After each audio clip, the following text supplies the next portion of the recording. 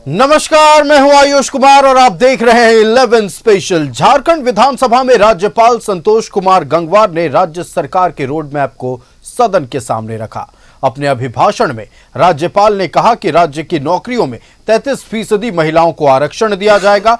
वहीं 3rd और 4th grade की 100% नौकरी आदिवासियों और मूल वासियों को दी जाएगी। देखिए रिपोर्ट।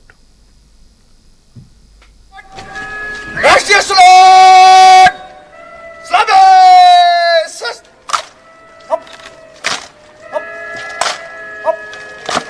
झारखंड विधानसभा सत्र के तीसरे दिन राज्यपाल संतोष कुमार गंगवार का अभिभाषण हुआ।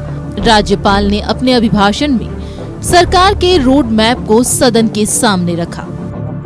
राज्य में सरकारी नौकरियों में 33% महिलाओं का आरक्षण, 60,000 शिक्षक, 15,000 प्रधानाध्यापक, 2500 क्लर्क और 10,000 पुलिस कर्मियों की होगी नियुक्ति। 10,000 पदों पर भाषा शिक्षकों की होगी नियुक्ति।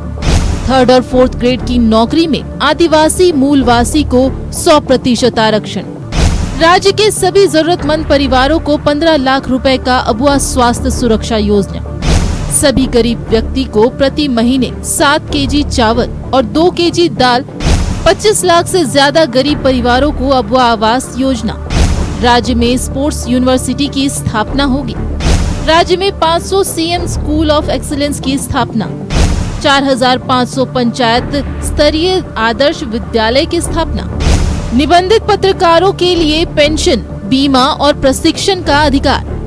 राज्य की सभी महिलाओं को मैया सम्मान योजना के तहत 2500 रुपए हर महीने सम्मान राशि।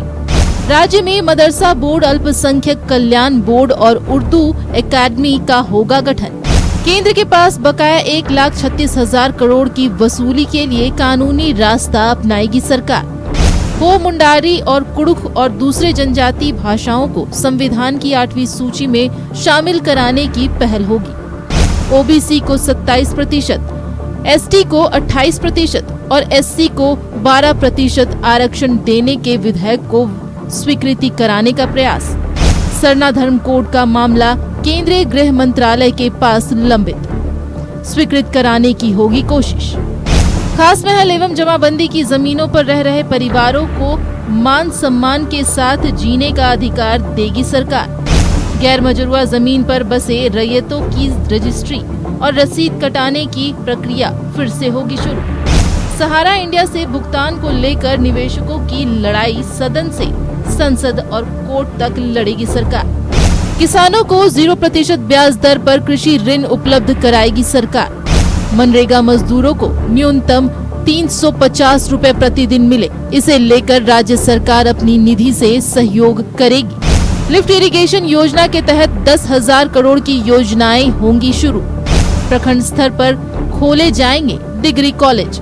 अनुमंडल में पॉलिटेक्निक कॉलेज की होगी स्थापना। 10वीं के छात्रों को गुरुजी स्टूडेंट क्रेडिट कार्ड योजना के तहत 15 लाख रुपए तक का शिक्षा ऋण। केजी से पीएचईडी तक मुफ्त शिक्षा। सभी प्रखंडों में लाइब्रेरी की होगी स्थापना। मुख्यमंत्री रोजगार सृजन योजना के तहत 50 लाख तक का ऋण। क्षेत्रीय एवं जनजातीय भाषाओं को सुदृढ़ करने के उद्देश्य से 10,000 पदों पर भाषा शिक्षकों की नियुक्ति की जाएगी। राज्य में मदरसा बोर्ड का गठन किया जाएगा। राज्य में अल्पसंख्यक कल्याण बोर्ड एवं उर्दू एकेडमी का गठन किया जाएगा। राज्य सरकार की सभी नियुक्तियों में महिलाओं के लिए 33% पद आरक्षित किए जाएंगे। राज्य की सभी महिलाओं को मैया सम्मान योजना के तहत सम्मान राशि के रूप में 2,500-2,500 रुपया हर महीने दिए जाएंगे। राज्यपाल ने अपने अभिभाषण में सरकार की योजनाओं का बखान किया, साथ ही सरकार की योजनाओं की जानकारी दी। जो संकल्प लिया है उन चीजों को दर्शाया है। किसानों के लिए, नौजवानों को के लिए, इस राज्य के गरीबों के लिए, इस राज्य के पिछड़ों को आरक्षण देने की बात उन्होंने कही है। तो ये तमाम चीजें हैं, हमें लगता है कि जो करना चाहती है सरकार उसे अंकित किया है और महामहिम ने अपने मुखारविंद से इन चीजों को हम सबों के सामने रखा। राज्यपाल के अभिभाषण में सरकार की घोषणाओं पर बीजेपी ने सवाल उठाए हैं। बाबूलाल मरांडी ने कहा कि सरकार कहती बहुत कुछ है लेकिन करती कुछ नहीं। देखिए, सरकार पर कौन भरोसा करेगा। पिछले बजट का भी याद करिए, बहुत सारे बातें उन्होंने घोषणाएं की थी। बच्चों के लिए कहा था 5,000 7,000 भत्ता देंगे, नहीं दिया। पेट्रोल में सब्सिडी नहीं दिया। ग्रीन कार्ड लोगों को बनवाया, उस समय बोला राशन देंगे, नहीं दिया। इसलिए जब देगा तब समझो कि हाँ, इनका घोषणा कोई मतलब रहता है, नहीं तो कोई मतलब। राज्यपाल के अभिभाषण में कई बड़ी घोषणाएं की गई। राज्य की सरकारी नौकरियों में महिलाओं को 33% आरक्षण के साथ 3rd और 4th ग्रेड की नौकरियों में 100% आदिवासी मूलवासी को आरक्षण देने की घोषणा की गई है। न्यूज़ 11 भारत के लिए रांची से विपिन, राकेश, पूजा और रुचि की रिपोर्ट। तो छठे विधानसभा के विशेष सत्र के तीसरे दिन राज्यपाल संतोष कुमार गंगवार का अभिभाषण हुआ। अपने अभिभाषण के दौरान राज्यपाल संतोष गंगवार ने सरकार के रोड मैप को रखा।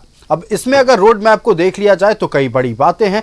अलग अलग चश्मे से अलग अलग राजनीतिक पार्टियां इस अभिभाषण को, इस रोड मैप को देख रही है। भारतीय जनता पार्टी जो कि विपक्ष में है, उनका कहना है कि वादे तो पहले भी किए गए थे लेकिन पूरे नहीं किए गए हैं। वहीं कई और बिंदुओं को लेकर सवाल भी उठे। तमाम पहलुओं पर चर्चा करने के लिए हमारे साथ हमारा गेस्ट पैनल जुड़ा हुआ है।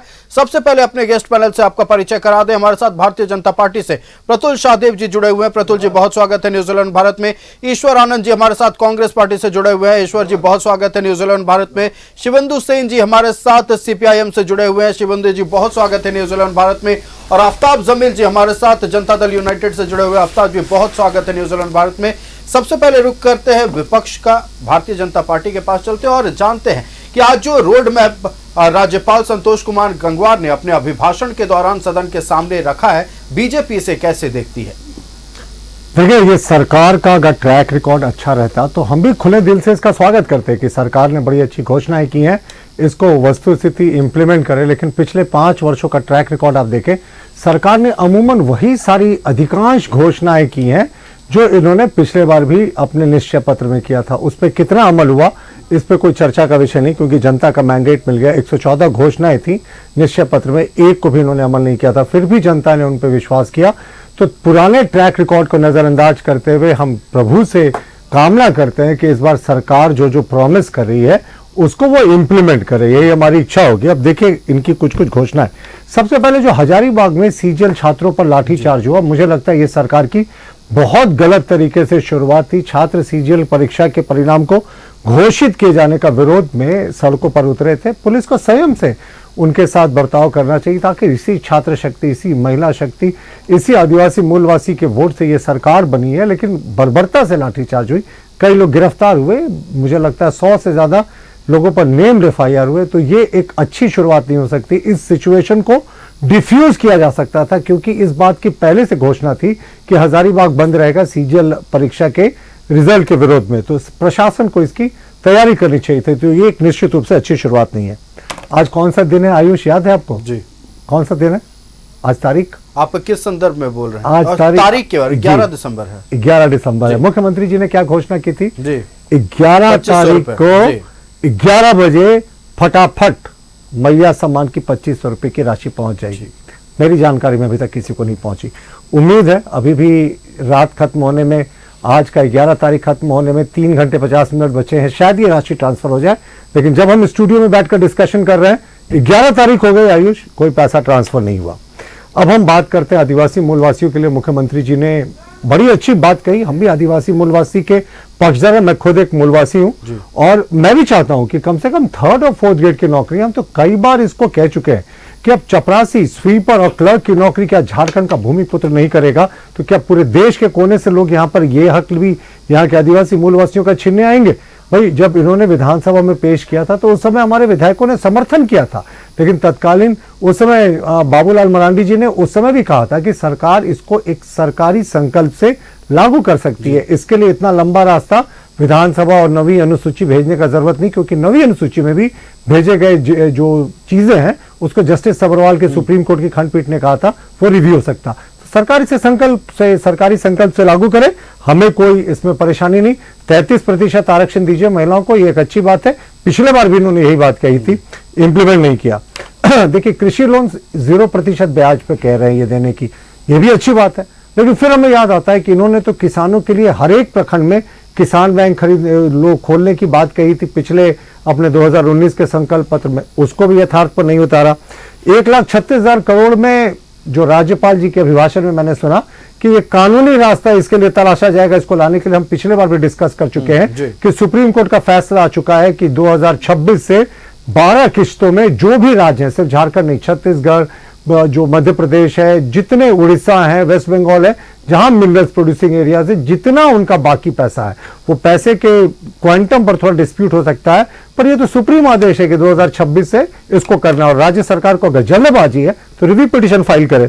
दूसरा बात, इन्होंने 27% रिजर्वेशन की बात की ओबीसी के लिए। अब देखिए, अगर आपको ओबीसी को रिजर्वेशन देना है तो नागराज केस का जजमेंट है सुप्रीम कोर्ट में। मैं बात करता हूं पहले पंचायत स्तर पर रिजर्वेशन की, कि पहले आपको उनका शैक्षणिक और जो भी उनकी सामाजिक स्थिति है उसके जांच करने के लिए आपको सर्वे करना होगा। वो अभी तक सर्वे नहीं हो पाया। कौन सी एजेंसी करेगी, इस पर राज्य सरकार ने मनोनीत किया पिछड़ा वर्ग आयोग को, उसने कार्मिक को कहा, कार्मिक पिछड़ा वर्ग आयोग को कर रहा, अब शायद ही हो जाए। बस मैं फाइनली रैप अप कर रहा हूं, 2-3 चीज और। सरना धर्म कोड को 2014 में कांग्रेस ने रिजेक्ट किया था, तो कांग्रेस के वी किशोर चंद्र देव तत्कालीन कल्याण मंत्री, बहुत फेमसली ये रिजेक्ट किया हुआ पत्र था। तो अब सरना धर्म कोड पे हम पूरे तरीके से साथ है सरकार के, लेकिन जिन्होंने धर्मांतरण कर लिया उनको इस सूची से बाहर करें। और देखिए, जीएम लैंड का एक सच में स्वागत योग्य कदम है। पिछली बार भी सरकार ने जीएम लैंड को लेकर बड़े वादे किए थे, और यकीन मानिए आयुष, जो गांव में जाएंगे आप, बहुत बड़ा समस्या जीएम लैंड का रसीद नहीं करता है, सीओस की मनमानी होती है। आदिवासी मूलवासी जनता जो यहाँ के जमीन के मालिक है, जीएम लैंड के चलते सीओ के दफ्तरों का चक्कर काटते रहते हैं, रिश्वत देते हैं, फिर भी यहां पर रसीद नहीं करता। गुरुजी क्रेडिट कार्ड अच्छी योजना थी मुख्यमंत्री जी की, पिछली बार हमने रियलिटी चेक करके बताया था कि इसको इतना टेक्निकल वाला बता दिया कि बैंकों के पास एसओपी नहीं है कि किस तरीके से लागू करें, तो इसको सरल बनाए, तो हम इसका स्वागत जरूर करेंगे। केजी से पीजी तक मुफ्त शिक्षा, ये तो मुख्यमंत्री जी ने पिछले बार भी अपने निश्चय पत्र में कहा था, केजी से पीजी तक, बल्कि पीएचडी तक कहा था, इस बार भी पीएचडी तक का जिक्र। तो चलिए पीएचडी तक तो वही घोषणा को भी कर दिया। मुख्यमंत्री जी, इतना प्रचंड मैंडेट मिला है, झारखंड के इतिहास में किसी गठबंधन को नहीं मिला।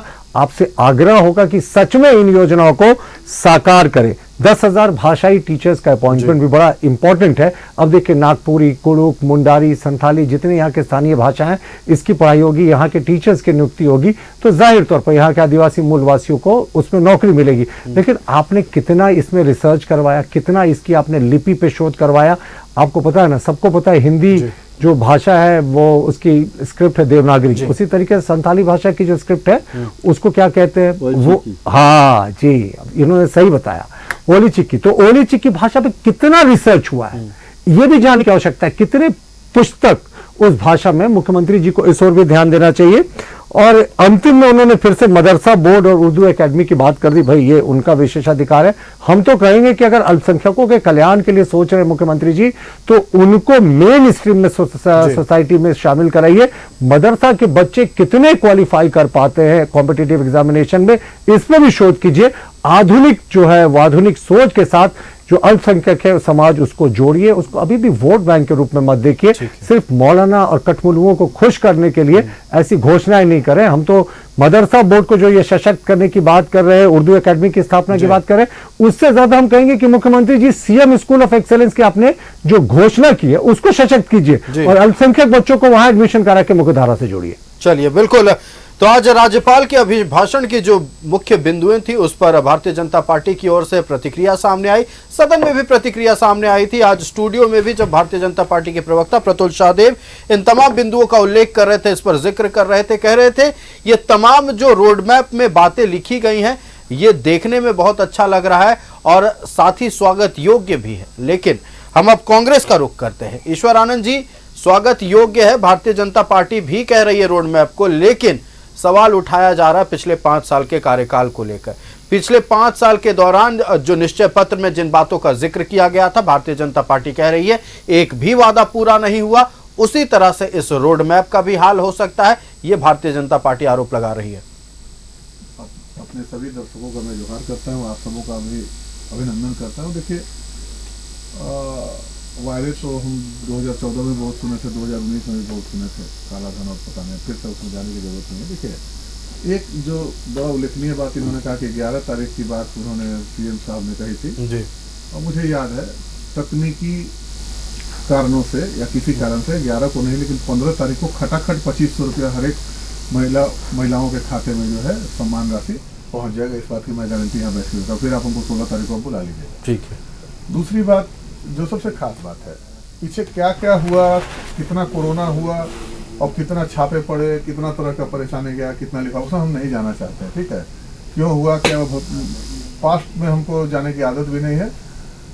हालांकि भारतीय जनता पार्टी के लोग 1971, 76, 66 की बात करते हैं, लेकिन मैं सीधा सीधा बात करूंगा कि अभी सर आपने जो स्वागत किया है इस रोड मैप का, उसके लिए मैं आपका आभार व्यक्त करता हूं।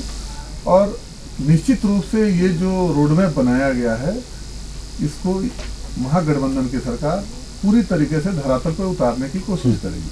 देखिए, इस रोड मैप में महिला, किसान, मजदूर, विद्यार्थी, हर एक वर्ग के लिए के उत्थान के लिए योजनाएं हैं। सबसे बड़ी बात जो है कि हमारा इस इंफ्रास्ट्रक्चर की भारी कमी है हमारे राज्य में, और वो चाहे शिक्षा का इंफ्रास्ट्रक्चर हो, चाहे डेवलपमेंट का इंफ्रास्ट्रक्चर हो, चाहे बाकी चीज़ों में भी बहुत सारे काम होने बाकी थे। तो मैं उम्मीद करता हूँ कि इन 5 सालों में बाकी जो भी काम बचे हुए हैं उसको इस रोड मैप में स्थान दिया गया है। और सरकार पूरी तरह से प्रतिबद्ध है कि ये सारी चीज़ें जो आपने बताई, जो राज्यपाल महोदय के अभिभाषण में था, उन सारी चीज़ों पे सरकार अमल करेगी। बहुत सारी चीज़ें हैं जो इनको नहीं पसंद आती है, घुमा फिरा के वो जो बातें हैं कि मौलाना, यार भाई वो भी राज्य के नागरिक है, वो भी देश के नागरिक है, उनको भी उनका हक मिलना चाहिए, उनका भी सामाजिक उत्थान होना चाहिए, उनका भी आर्थिक उत्थान होना चाहिए, उसमें सवाल नहीं उठाने चाहिए। और मैं न्यूज़ 11 के इस कुर्सी पे बैठ के बोल रहा हूँ कि फिर आप 1 महीने के बाद हमसे आप रिपोर्ट कार्ड ले लीजिएगा कि कितना काम हो, मैं आपको डाटा के साथ आपको आके बताऊंगा। और मैं मुख्यमंत्री जी का भी धन्यवाद देता हूं इस रोड मैप के लिए, और महागठबंधन के तमाम घटक दलों के सभी नेताओं को भी धन्यवाद देता हूं, और ख़ास करके हमारे जो मित्र हैं प्रतुलनाथ सहदेव जी को भी धन्यवाद और आभार व्यक्त करता हूं कि सारी योजनाओं को इन्होंने विस्तार से बताया, मेरे से ज़्यादा विस्तार से बताया जी। चलिए देखिए, जो आज के अभिभाषण में जिन बिंदुओं का जिक्र हुआ है, खास करके अगर हम बात कर ले 33% आरक्षण महिलाओं को नौकरियों में, और साफ तौर पर जो 3rd ग्रेड और 4th ग्रेड की नौकरियां, मूल निवासियों आदिवासियों को 100% आरक्षण मिलेगा। ये ऐसे कुछ बिंदु हैं जो जिसके इंतजार राज्य की जनता कई वर्षों से कर रही थी। अगर ये रोड मैप धरातल पर उतर जाता है तो निश्चित तौर पर जिस उम्मीद के साथ इतने प्रचंड बहुमत के साथ एक बार फिर इंडिया ब्लॉक को सत्ता में काबिज किया गया है, जनता को लगेगा कि सार्थक हो गया। हम फिलहाल शिवेंदु जी का रुख करते हैं। शिवेंदु जी, आज के अभिभाषण को आपने सुना, राज्यपाल के अभिभाषण को हमने बकायदा हर बिंदु को दिखाया, जिन बिंदुओं का जिक्र राज्यपाल महोदय ने किया है। आप आज के अभिभाषण को कैसे देखते हैं, और साथ ही साथ जो रोड मैप सामने आया है उसे कैसे देख रहे हैं? बहुत रचनात्मक, और कुल मिला के जो कमिटमेंट पिछली सरकार के द्वारा किया गया था, जो कमिटमेंट इस बार के चुनाव के संदर्भ में महागठबंधन के द्वारा, इंडिया गठबंधन के द्वारा किया गया था, जो कमिटमेंट पूरे कैंपेन में, चुनाव का जो कैंपेन चल रहा था उसमें इंडिया गठबंधन के सारे लोग बार बार करते रहे, उनके बारे हम सीरियस हैं। ये बात जो है इस बार राज्यपाल के अभिभाषण में बहुत साफ साफ दिखाई पड़ रहा है। अब यहाँ वहाँ एक दो बात कहीं से छूट जा सकती है, या हो सकता है 1-2 एक्स्ट्रा बात जुड़ गई हो, लेकिन वो इसको लेकर के कोई मीन मेक निकालने का ये समय नहीं है। मुझे लगता है कि ये एक अच्छी बिगिनिंग है। और मैं खास करके इस अभिभाषण के जो 2 नंबर बिंदु है उस पर थोड़ा सा कहना चाहूँगा। उसमें कुल मिला के फेडरल सिस्टम, संघीय ढांचा को रिवाइव करने की बात कही गई है, और कल्याणकारी राज्य की जो रास्ता है, जो नीति है, जो विजन है, उसको लेकर के भी बात की गई। हम समझते हैं कि ये बहुत व्यापक बात है। ये मैंने कुल मिला के हमारे देश में जो मूल खतरा है कि धीरे धीरे शासन को संविधान से दूर किया जा रहा है, तो इसमें साफ दिखाई पड़ रहा है कि राज्य सरकार जो है संविधान के रास्ते चलने के लिए प्रतिबद्ध है। 4 नंबर पॉइंट में भी जो है सबसे उत्पीड़ित जो सेक्शंस है उनके प्रति जोर देने का, केंद्रित करने का जो कमिटमेंट है, मैं समझता हूँ ये स्वागत योग्य है। ये रुख रहना चाहिए। मैं समझता हूँ कि ये अगर दिशा रहे, ये अगर नजरिया रहे तो सारी बातें धीरे धीरे हल होगी। बहुत सारे टेक्निकलिटीज पर अभी जाने की जरूरत नहीं है। देखिए, बहुत सारे टेक्निकलिटीज पर अभी जाने की जरूरत नहीं है। रोड मैप को देखकर यह समझा जा सकता है, जैसा कि शिवेंदु सिंह जी का कहना है कि फेडरल सिस्टम के तहत जैसे रोड मैप को तैयार किया गया है, संविधान के करीब है ये सरकार और संविधान के रास्ते ही सारे नियमों को पालन करते हुए राज्य की जनता की सेवा करना चाहती है। हम रुख करते जनता दल यूनाइटेड का, हमारे साथ आफ्ताब जमील जी हैं। आफ्ताब जी, जहां एक तरफ भारतीय जनता पार्टी इस पूरे रोड मैप का स्वागत कर रही है, लेकिन भरोसा नहीं है इस सरकार पर। भारतीय जनता पार्टी के नेता लगातार ये कह रहे हैं, आप भी विपक्ष में हैं, आप भी एनडीए के साथी हैं और आपके जो विधायक हैं वो लगातार सदन के भीतर हो या सदन के बाहर हो, आवाज उठाते हुए हमेशा से नजर आए हैं। आप इस पूरे रोड मैप को कैसे देख रहे हैं और कौन सा पॉइंट सबसे ज्यादा जरूरी और सबसे महत्वपूर्ण इस बार लग रहा है जनता दल यूनाइटेड को आज के अभिभाषण के दौरान, अगर बिंदुओं की बात कर ले तो? आफ्ताब जी। सबों को धन्यवाद। और आज जो राज्यपाल महोदय का जो अभिभाषण था, महामहिम जी के अभिभाषण का मैं स्वागत करता हूं पूर्ण रूप से। और मैं इस बात का धन्यवाद देना चाहता हूं हेमंत सोरेन जी की सरकार को और माननीय मुख्यमंत्री जी को कि उन्होंने 20 तरह के वादे किए हैं। लगभग 20 से 21 वादे इन्होंने आज किया है जी। और इन वादों को पूरा करने का जो संकल्प, मैं ये चाहूँगा कि ये पूरा करने का संकल्प लें। और जितनी तरह के वादे इन्होंने किया है, अगर इतना काम कर दें तो झारखंड तो स्वर्ग हो जाएगा और हम लोग स्वर्गवासी कहलाएंगे। ऐसा नहीं सोचिए, इसलिए कि भाई बोलने दीजिए, आप बोल रहे थे तो हम बोले हैं। नहीं, वो बहुत लाइटर नोट पर आपसे कह रहे थे कि स्वर्गवासी। मेरा बात है कि अगर ये इतना काम कर दें तो बहुत बड़ी बात हो जाएगी, या इसमें से आधे भी काम कर दें 5 वर्षों में तो ये बहुत बड़ा कल्याणकारी बात हो जाएगी। इसलिए कि हम लोगों ने देखा है पिछले 5 वर्षों का इनका कार्यकाल, कभी तो इन्होंने कोरोना रोया कि भाई हम कोरोना में फंस गए थे तो पराना हो गया, ऐसे हो गया। उसके बाद इन्होंने रोया कि भाई हमको मैंने प्रताड़ित किया जा रहा था ईडी के द्वारा। उसके बाद और विभिन्न संगठनों के द्वारा हमको टॉर्चर किया जा रहा था। एनडीए के लोग हमें टॉर्चर कर रहे थे, हमें काम करने नहीं दे रहे थे। भाई आपको तो अब 5 साल आपको जो काम करने का मौका मिला, आपने कोई काम वैसा करके नहीं दिखाया। जितना भी आपने वादा किया था वो वादों को पूरा आपने नहीं किया। लेकिन मैं उम्मीद करता हूं, देखिए दुनिया तो उम्मीद पर चलती है और हम लोग उम्मीद पर ही हैं। ये विश्वास है कि आने वाला समय में झारखंड का कल्याण होगा।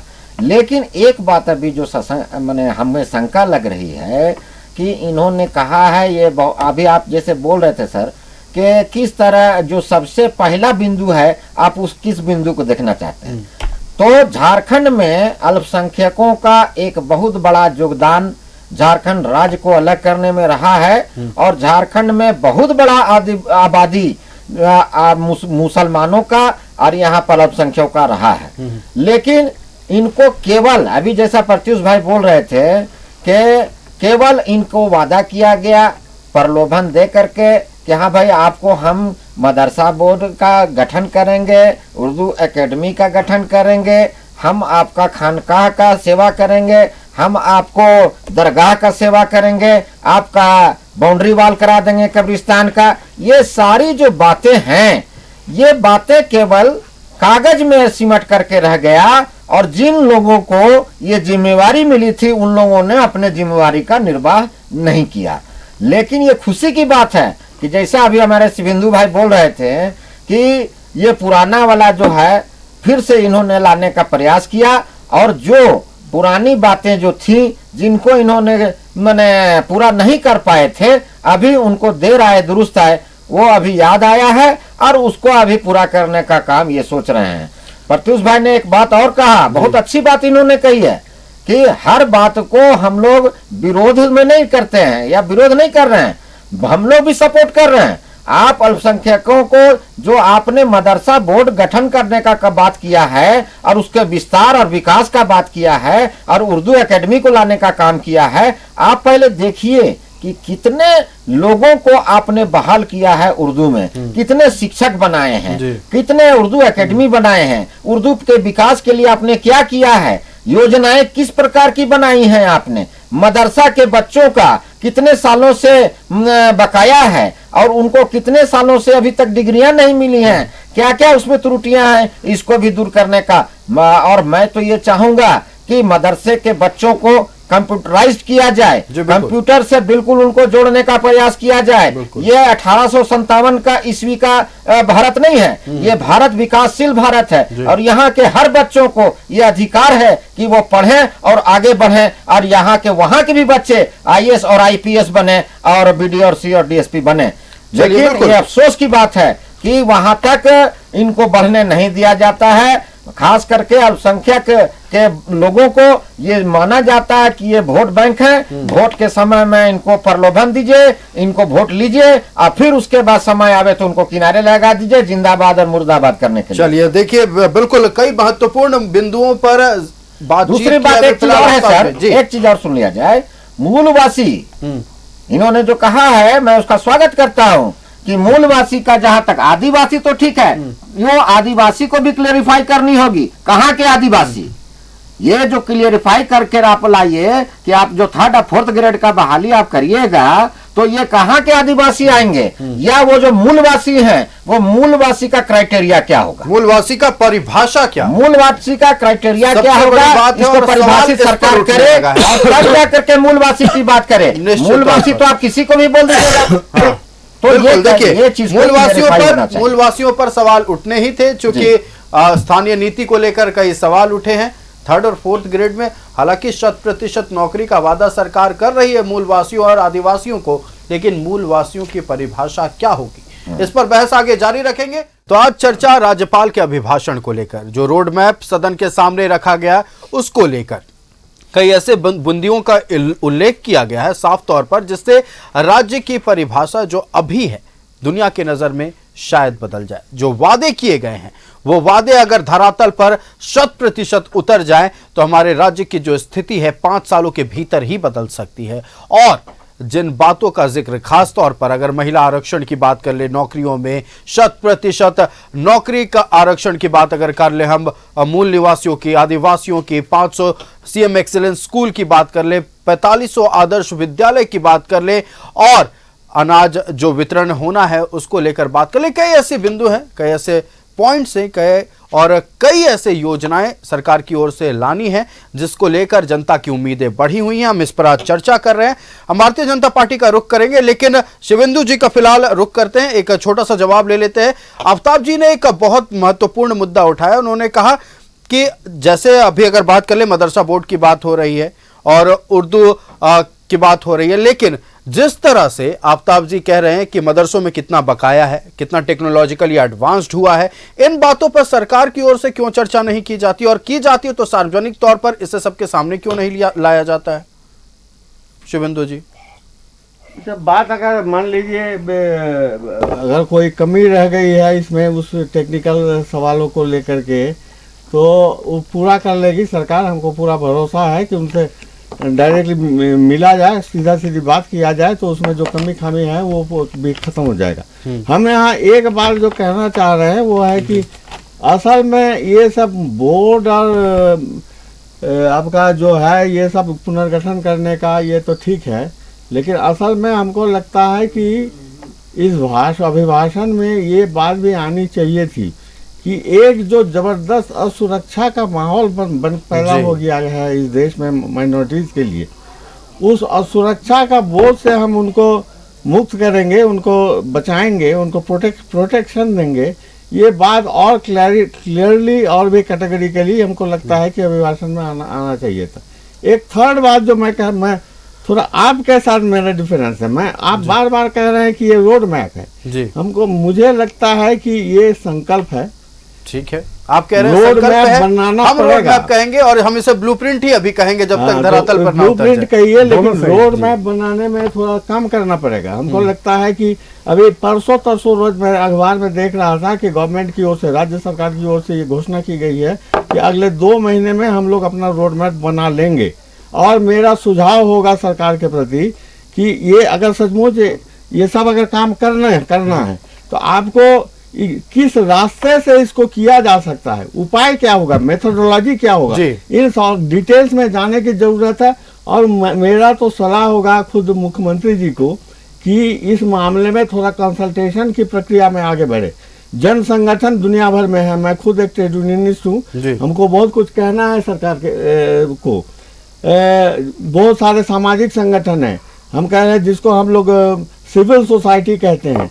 सिविल सोसाइटी के जो प्रतिनिधि लोग हैं इस शहर में या पूरे झारखंड राज्य में, वो सब जानते हैं। अर्थशास्त्री लोग हैं, इन लोगों का जो स्पेसिफिक आइडियाज है, स्पेसिफिक जो प्रस्ताव है, इस प्रस्ताव को लेकर के गवर्नमेंट को चाहिए कि इनके साथ में एक कंसल्टेशन की प्रक्रिया अविलंब शुरू करे। ये काम होने से तब जाकर के रोड मैप बनेगी। रोड मैप ये तो हुआ टारगेट आप फिक्स कर दिए हैं कि ये यहाँ मुझे पहुँचना है, लेकिन किस रास्ते से पहुँचना है, कैसे पहुँचना है, वो उसमें बहुत सारे प्रैक्टिकल इश्यूज है, उसको लेकर के बातचीत करना अभी बाकी है। हमको लगता है कि सरकार को इस दिशा में आगे बढ़ना चाहिए। भारतीय जनता पार्टी का रुख करते हैं, हमारे साथ प्रतुल शाहदेव जी है। प्रतुल जी, हम बात कर रहे थे आदिवासियों पर, मूलवासियों पर, और जिस बात का जिक्र आफ्ताब जी ने भी कहा कि फिलहाल अगर हम बात कर ले मदरसों की हालत, उर्दू शिक्षकों की हालत तो इतनी बेहतर नहीं है जितनी होनी चाहिए थी। अब नए योजनाओं को लाने की बात हो रही है, मैया सम्मान योजना की भी बात हुई और किसानों को लेकर बातचीत हुई, अनाज देने को लेकर बातचीत हुई, लेकिन मूल निवासी जो सबसे बड़ा बिंदु, यहीं आकर सबका सुई अटक रहा है। मूल निवासियों की परिभाषा कैसे तय की जाएगी और कैसे नौकरियों में आरक्षण दिया जाएगा?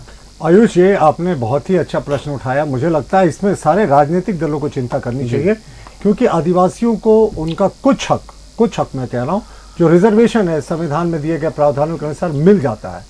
लेकिन मूलवासी जो झारखंड के हैं वो 3rd और 4th ग्रेड की नौकरियों में भी संघर्ष करते दिखते हैं। आज के दिन में झारखंड में मूलवासी कौन है, आप जानकर आश्चर्यचकित हो जाएंगे। ये सरकार अगर चाहती तो कोई भी कट ऑफ डेट तय करती, जैसे हम लोगों की सरकार में 1985 का कट ऑफ डेट रघुवर दास जी के नेतृत्व वाली सरकार ने किया था, और बार बार रघुवर जी कहते थे कि 90% जो नियुक्तियां हुई है इस कट ऑफ डेट से यहाँ के स्थानीय आदिवासी मूलवासियों की हुई है, जो यहाँ खतियानदारी है। और वो मुख्यमंत्री जी को चैलेंज भी करते थे। पिछले 5 वर्ष लगातार माननीय मुख्यमंत्री जी सत्ता में थे, उन्होंने कभी नहीं कहा कि ये 90% जो नियुक्तियां थी हमारे समय वो आदिवासी मूलवासियों की नहीं रही 3rd और 4th ग्रेड में। देखिए क्या है आयुष, कि जैसे ये सरकार आई, सरकार ने जो 1985 का कट ऑफ डेट था उसको निरस्त कर दिया। अब उसके पहले का सिचुएशन हो गया, यानी आज के दिन में वो 60-40 नहीं चल, वो याद है आपको, एक बहुत ट्रेंड करता था ट्विटर में, 60-40 नहीं चल वो।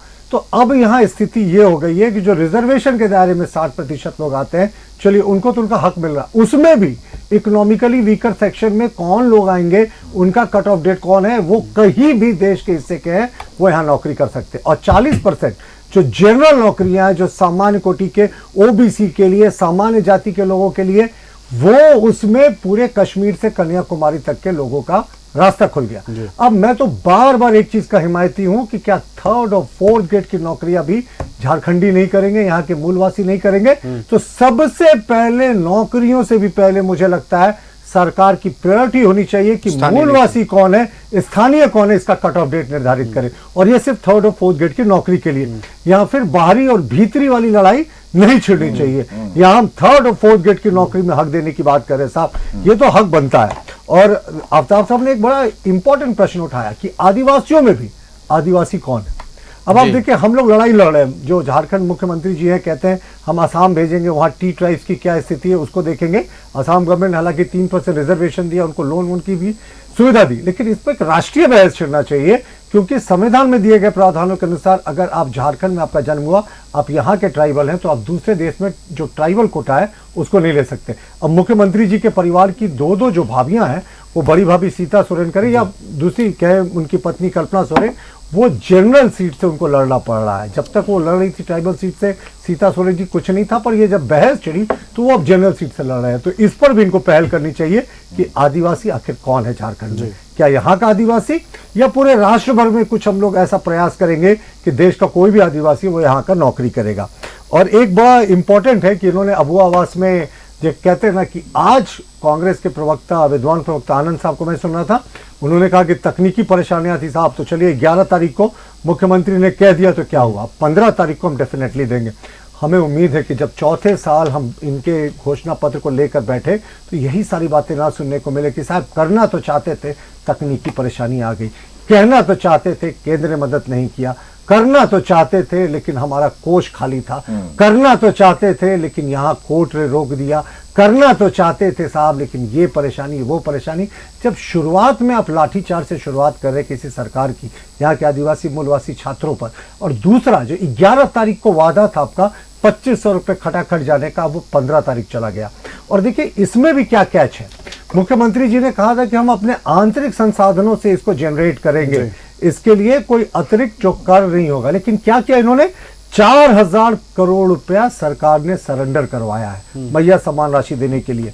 उसमें पेयजल विभाग का 1400 करोड़, ग्रामीण विकास का 900 करोड़, खाद्य आपूर्ति विभाग का 600 करोड़। देखिए ये सब विभाग जो है ना ये डेवलपमेंट के लिए बड़े जरूरी है। अब आप बताएं पेयजल आपूर्ति नहीं होगी क्या सुचारू रूप से, क्या आप खाद्य आपूर्ति में कटौती कर रहे हैं, ग्रामीण विकास ग्रामीण की अर्थव्यवस्था की रीढ़ होता है ये विभाग, इनके बजट को क्यों काट रहे हैं साहब। और अनुपूरक बजट लाया गया उस पर तो किसी दिन और चर्चा हो जाए कि आखिर जब सरकार का 50% भी खर्च नहीं हुआ तो एक और खर्च के लिए अनुपूरक बजट लाने की क्या आवश्यकता थी। मैया समान योजना के लिए लाते समझ में आते, लेकिन करीब 12,000 करोड़ के आसपास का अनुपूरक बजट था।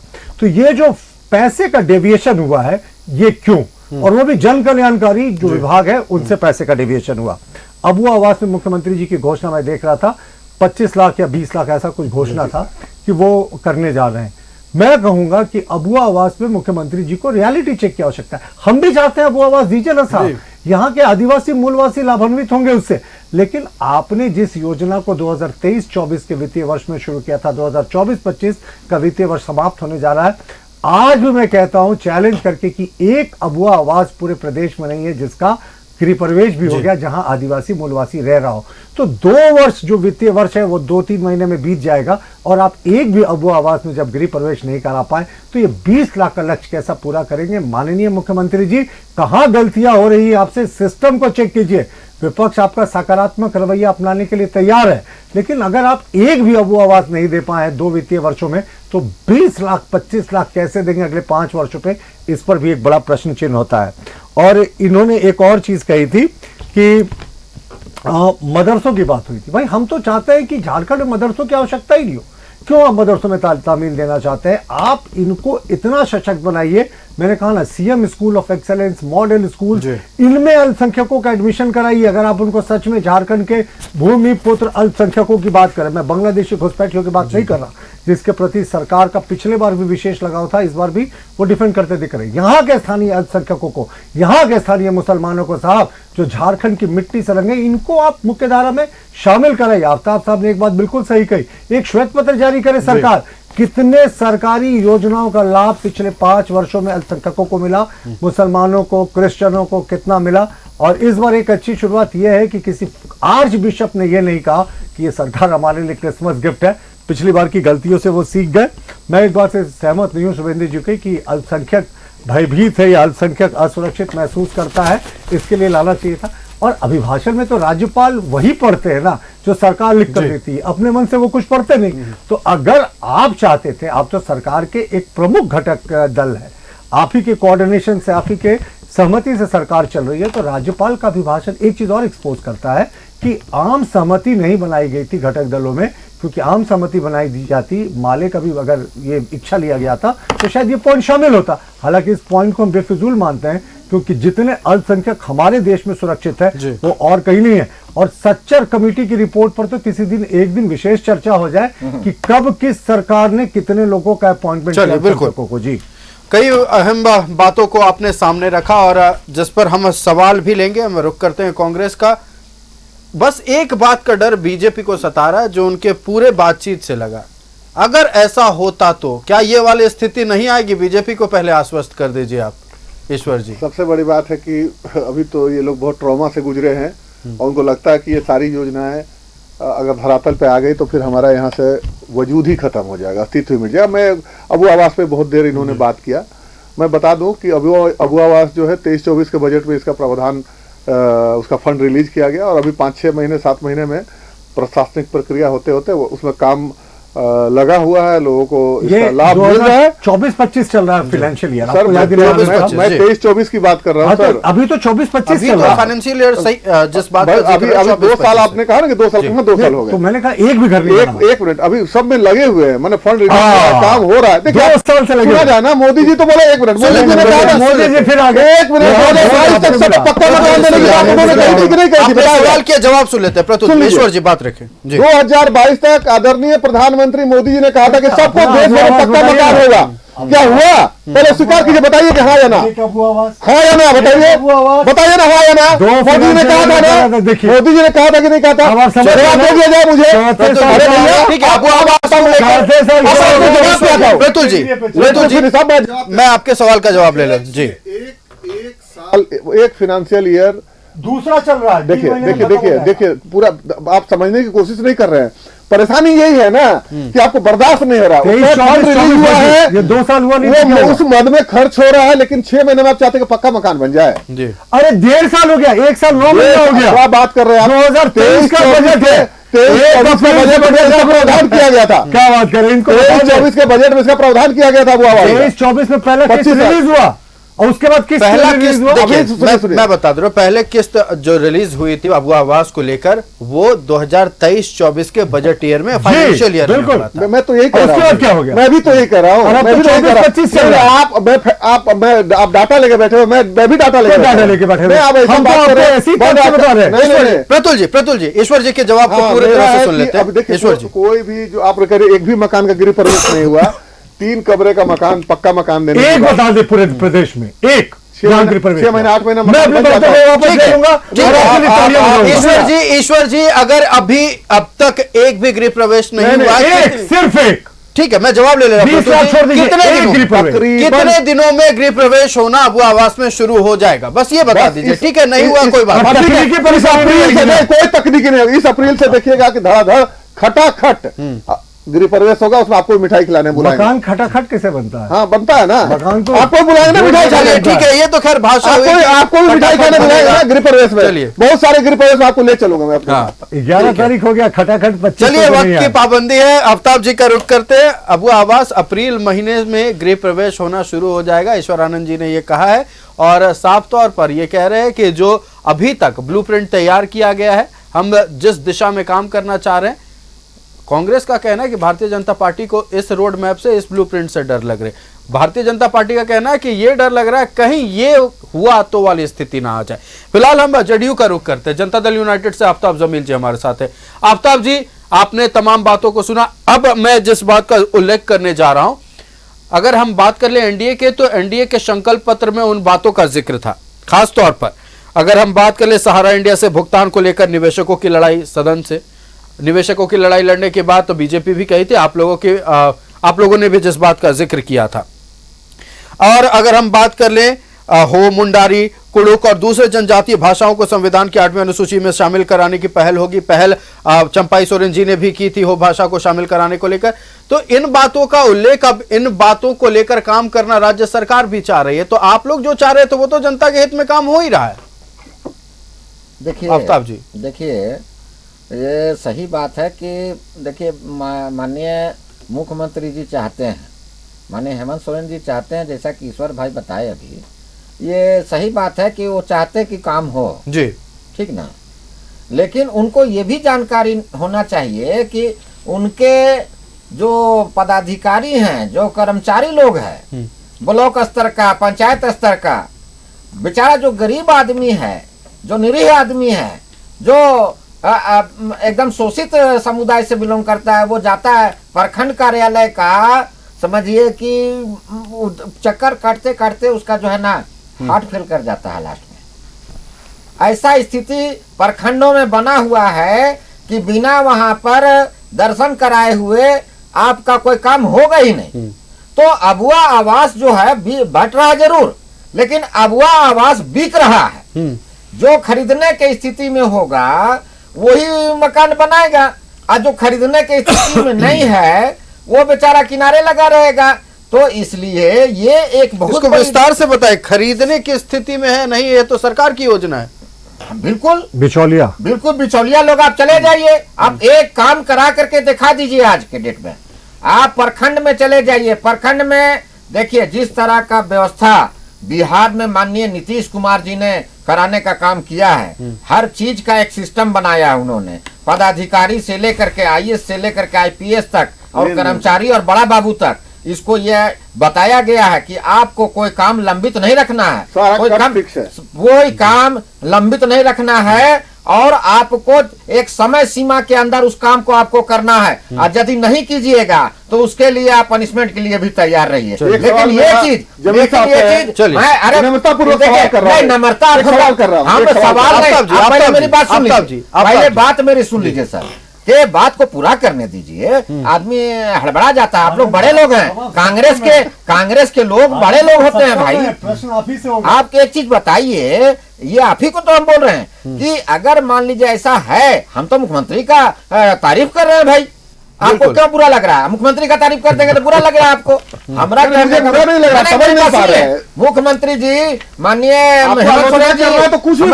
हेमंत सोरेन जी को चाहिए कि अपने अधीनस्थ जितने कर्मचारी हैं, जितने आईएएस हैं, जितने आईपीएस हैं, उनको बुला करके उनको समझाएं कि भाई झारखंड की जनता के साथ आपको किस तरह से बर्ताव करना है। आप प्रखंड विकास पदाधिकारी को देख लीजिए, एक भी प्रखंड विकास पदाधिकारी ब्लॉक में आपको अगर 10 बजे मिल जाएगा, उस दिन से मैं राजनीति छोड़ दूंगा।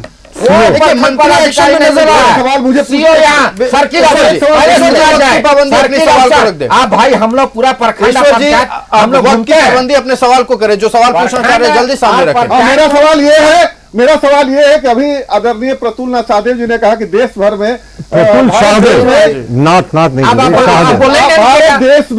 हमारे देश में अल्पसंख्यक सुरक्षित है। मैं आपसे पूछ रहा हूँ आदरणीय जमील साहब, आफ्ताब जी, कि क्या हिंदुस्तान में आप लोग सुरक्षित है, अल्पसंख्यक सुरक्षित हैं? 1979 में अहमदाबाद में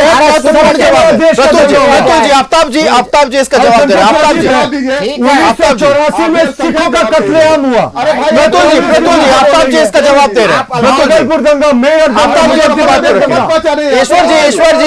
ईश्वर जी आपने सवाल किया, जवाब सुन लेते हैं। प्रतुल जी आफ्ताब जी से इसका जवाब ले लेते हैं। आफ्ताब जी देखिए सर, ऐसा है, ईमानदारी से जवाब होना, ईमानदारी से देखिए, देश में अगर आप अल्पसंख्यक की बात करते हैं तो सिख भी अल्पसंख्यक है, ईसाई भी अल्पसंख्यक है, मुस्लिम भी अल्पसंख्यक है, और जैनी या बौद्धिस्ट भी अल्पसंख्यक है। आप किस अल्पसंख्यक की बात कर रहे हैं? आपकी मतलब वो तो देश के, वो तो भारतीय है, वो भारतीय है, हम कह रहे हैं भारतीय है। जो भी आफ्ताब जी ये कहना चाह रहे हैं भारतीय होने के नाते अपने आप को सुरक्षित महसूस करते हैं।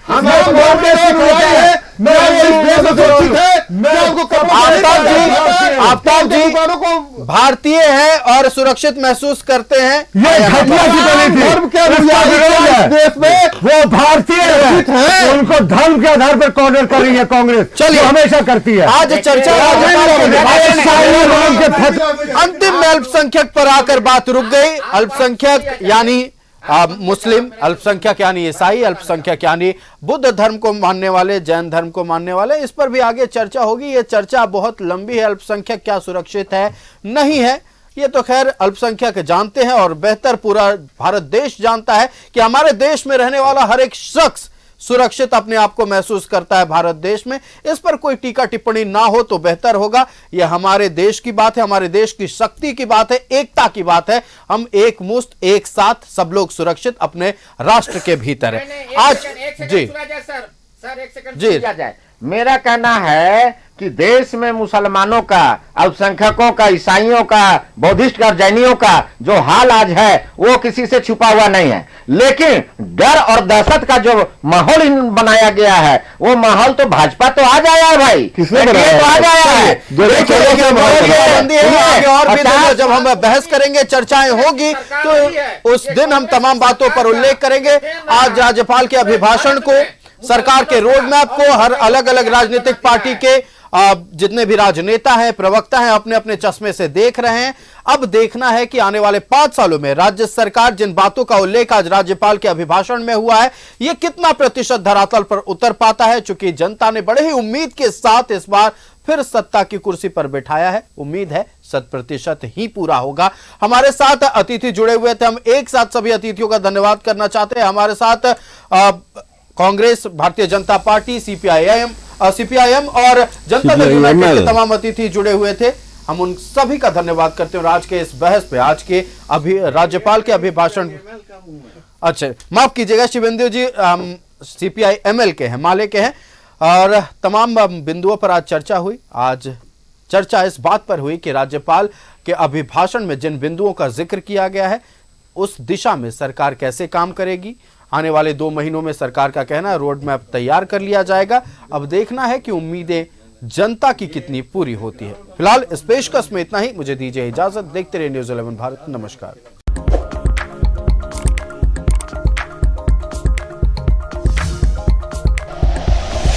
Like and share videos, subscribe करें हमारा चैनल और प्रेस करें बेल आइकॉन। न्यूज़ 11 भारत, सच है तो दिखेगा।